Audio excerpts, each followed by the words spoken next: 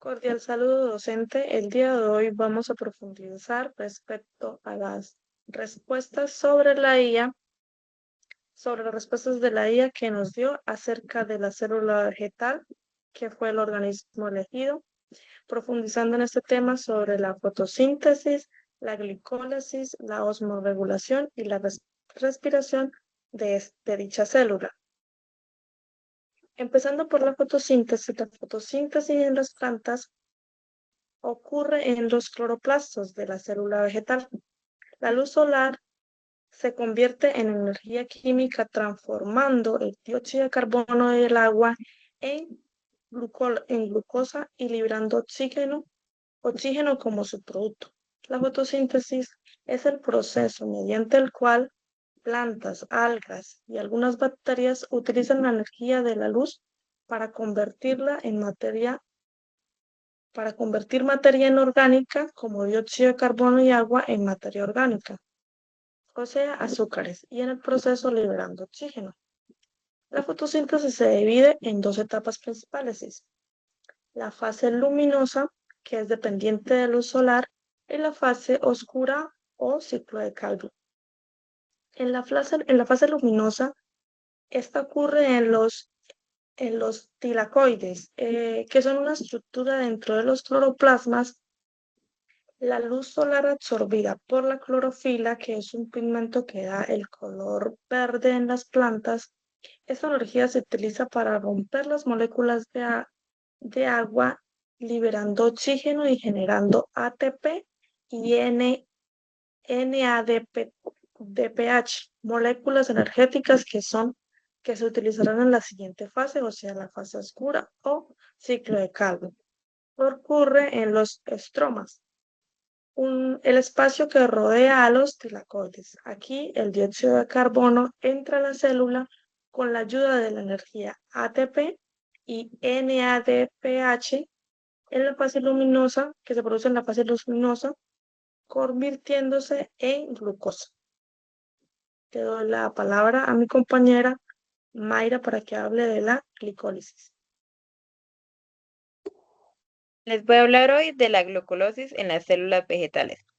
Es un proceso esencial que se lleva a cabo en todas las células, no solo en las plantas y en la vía metabólica, que permite la conversión de glucosa en energía.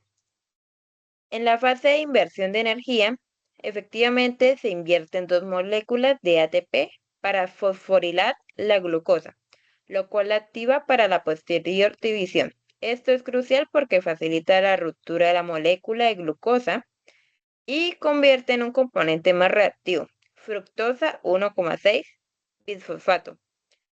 En la fase 2 se obtiene la energía.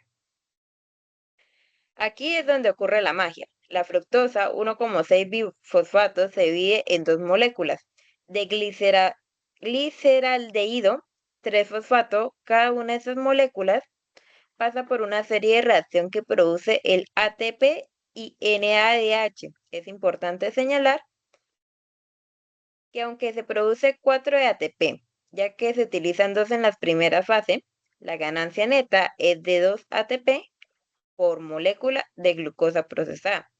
Y finalmente, el piruvato generado puede ser utilizado en diferentes rutas. Dependiendo del entorno celular, si hay oxígeno presente, entra en el ciclo de Krebs para continuar generando energía. Si no hay oxígeno, puede ser convertido en lactato en animales o etanol y CO2 en levaduras. Un proceso desconocido conocido como fermentación. Además, la fotosíntesis y la glucólisis están interconectadas y las plantas utilizan la fotosíntesis para producir glucosa a partir del dióxido de carbono y agua. Utilizando la energía solar, esta glucosa luego se metaboliza a través de la glucólisis para liberar energía necesaria para sus funciones vitales. Y le cedo la palabra a mi compañera.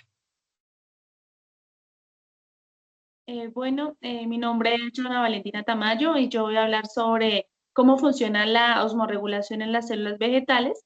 Sabemos que la osmorregulación de las células vegetales es el proceso mediante el cual regula el equilibrio del agua para mantener su estructura y la función. Esto es clave para la supervivencia esencial en ambientes con variaciones en la disponibilidad del agua.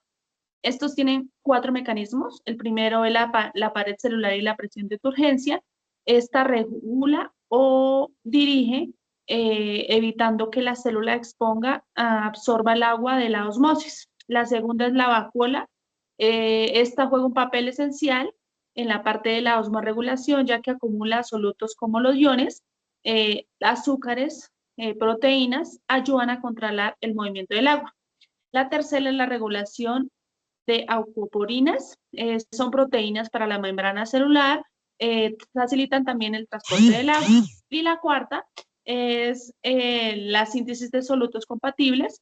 Esta es en casos de sequía y salinidad, digamos que producen compuestos como la prolina, y estos ayudan a retener el agua para que no afecte su metabolismo.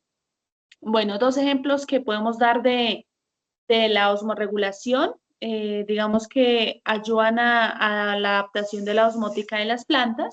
La primera son las plantas alotíficas, son tolerantes a la sal, acumulan iones con vacuolas para equilibrar la presión osmótica. Y la segunda son las plantas xerófitas, son adaptables a la sequía. Estas regulan y transpiran, cerrando los estomas y acumulan solutos en las células para retener el agua. Muchas gracias. Le cedo la palabra a mi compañero.